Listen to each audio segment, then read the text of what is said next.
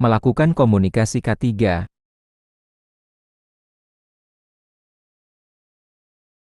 Outline, perencanaan strategi komunikasi K3 di tempat kerja, penyampaian informasi K3 secara lisan dan tertulis, pelaksanaan konsultasi dan partisipasi pekerja dalam K3, evaluasi efektivitas komunikasi K3.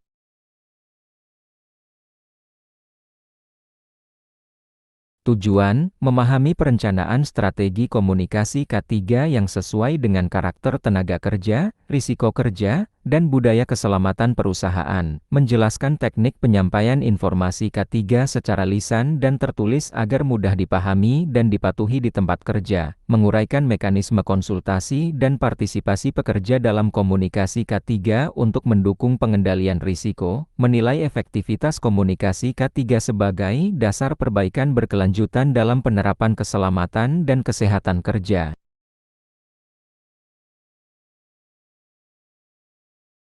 Tujuan perencanaan strategi komunikasi K3. Perencanaan strategi komunikasi K3 bertujuan memastikan seluruh informasi keselamatan dan kesehatan kerja tersampaikan secara sistematis dan tepat sasaran. Strategi ini membantu mengarahkan pesan K3 agar sejalan dengan risiko kerja, kebijakan perusahaan, dan kebutuhan pekerja. Dengan perencanaan yang jelas, komunikasi K3 dapat mendorong perubahan perilaku kerja aman dan memperkuat penerapan sistem manajemen K3 secara konsisten.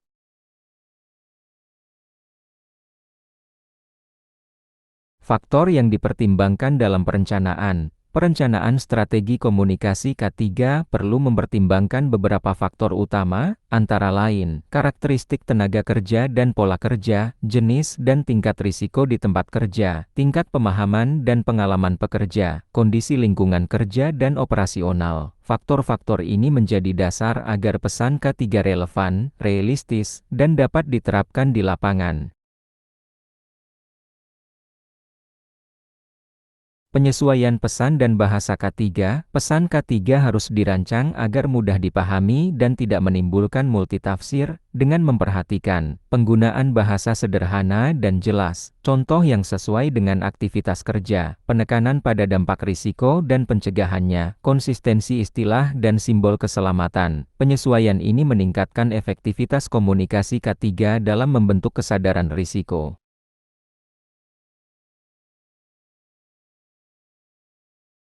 Keterkaitan strategi komunikasi dengan budaya K3. Strategi komunikasi K3 yang baik harus mendukung penguatan budaya keselamatan di perusahaan. Pesan K3 perlu mencerminkan komitmen manajemen, kepatuhan terhadap prosedur, serta tanggung jawab bersama. Melalui perencanaan yang terintegrasi, komunikasi K3 menjadi alat untuk menanamkan nilai keselamatan sebagai bagian dari sikap dan kebiasaan kerja sehari-hari.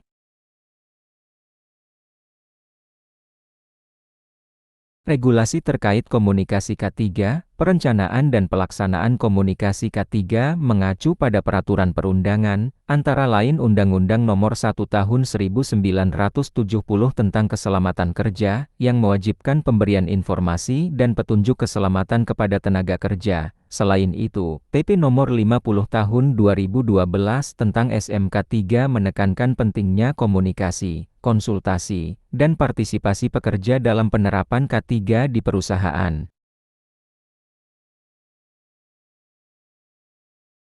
Penyampaian informasi K3 secara lisan dan tertulis. Penyampaian informasi K3 merupakan bagian penting dalam melakukan komunikasi K3 di tempat kerja. Informasi K3 harus disampaikan secara lisan dan tertulis agar menjangkau seluruh pekerja dengan berbagai karakteristik. Penyampaian yang jelas, terstruktur, dan berulang membantu meningkatkan pemahaman terhadap bahaya kerja, prosedur aman, serta kewajiban K3 dalam setiap aktivitas operasional.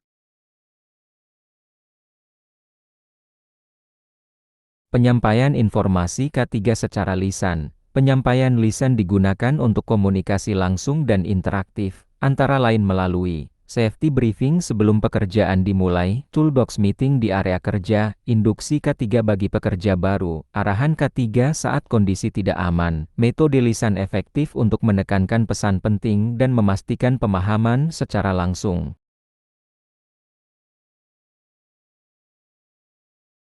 Penyampaian informasi K3 secara tertulis. Informasi K3 tertulis berfungsi sebagai pengingat dan acuan kerja, meliputi rambu dan poster keselamatan, prosedur kerja aman dan instruksi kerja, informasi bahaya dan peringatan risiko, panduan penggunaan APD. Media tertulis membantu menjaga konsistensi pesan K3 dan dapat diakses setiap saat oleh pekerja.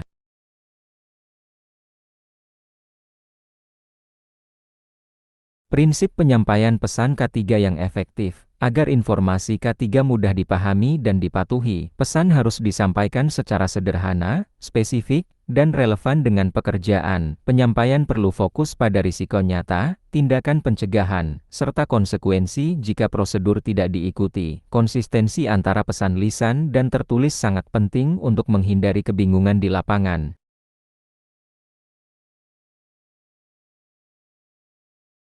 Dampak penyampaian informasi K3 yang tepat. Penyampaian informasi K3 yang baik dapat meningkatkan kesadaran risiko, kepatuhan terhadap prosedur, dan perilaku kerja aman. Komunikasi yang efektif juga mengurangi potensi kecelakaan akibat kesalahan informasi. Dengan penyampaian yang terencana dan sesuai kondisi kerja, komunikasi K3 menjadi alat pengendalian risiko yang mendukung keselamatan kerja secara berkelanjutan.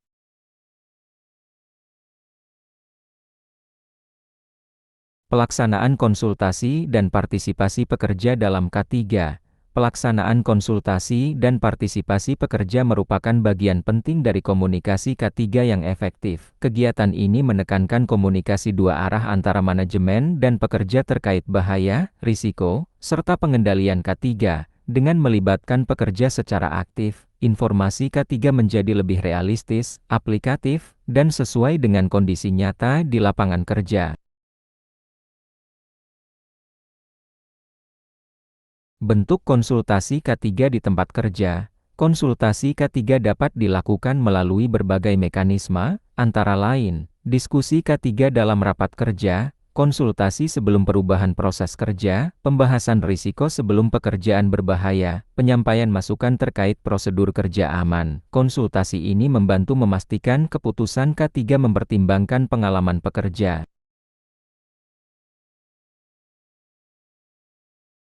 Partisipasi pekerja dalam identifikasi dan pelaporan bahaya. Partisipasi pekerja diwujudkan melalui keterlibatan aktif, seperti pelaporan kondisi dan tindakan tidak aman, penyampaian saran perbaikan K3, keterlibatan dalam diskusi risiko kerja, dukungan terhadap penerapan pengendalian risiko. Peran aktif pekerja memperkuat sistem deteksi dini terhadap potensi kecelakaan.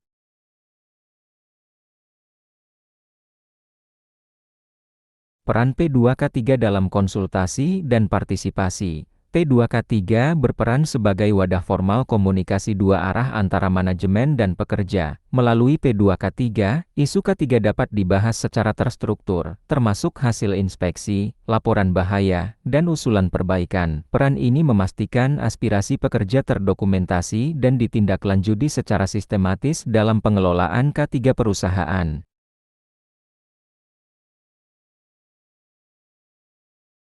Manfaat konsultasi dan partisipasi dalam K3, konsultasi dan partisipasi pekerja meningkatkan rasa kepemilikan terhadap program K3, keterlibatan aktif mendorong kepatuhan, meningkatkan kesadaran risiko, dan memperbaiki kualitas pengendalian bahaya. Dengan komunikasi dua arah yang berjalan baik, penerapan K3 menjadi lebih efektif, berkelanjutan, dan selaras dengan kondisi kerja di lapangan. Evaluasi efektivitas komunikasi K3. Evaluasi efektivitas komunikasi K3 bertujuan menilai sejauh mana pesan keselamatan dipahami dan diterapkan di tempat kerja. Evaluasi ini penting untuk memastikan komunikasi K3 tidak berhenti pada penyampaian informasi, tetapi benar-benar memengaruhi perilaku kerja. Hasil evaluasi digunakan sebagai dasar perbaikan strategi komunikasi agar lebih tepat sasaran dan berkelanjutan.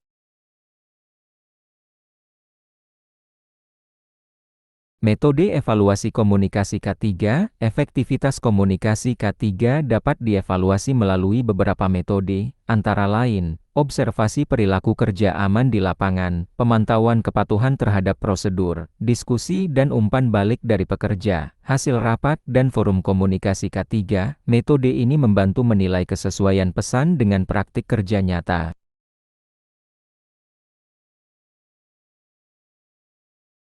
Indikator penilaian efektivitas komunikasi. Penilaian komunikasi K3 dapat dilihat dari indikator berikut: penurunan tindakan tidak aman, peningkatan kepatuhan penggunaan APD, kualitas pelaporan bahaya oleh pekerja, konsistensi penerapan prosedur kerja aman. Indikator ini menunjukkan dampak nyata komunikasi K3 terhadap keselamatan kerja. Peran temuan inspeksi dan umpan balik. Temuan inspeksi K3 dan umpan balik pekerja menjadi sumber data penting dalam evaluasi komunikasi K3. Ketidaksesuaian di lapangan sering menunjukkan pesan yang kurang jelas atau tidak dipahami. Dengan menganalisis temuan tersebut, perusahaan dapat memperbaiki isi, metode, dan media komunikasi agar lebih efektif dan mudah diterapkan.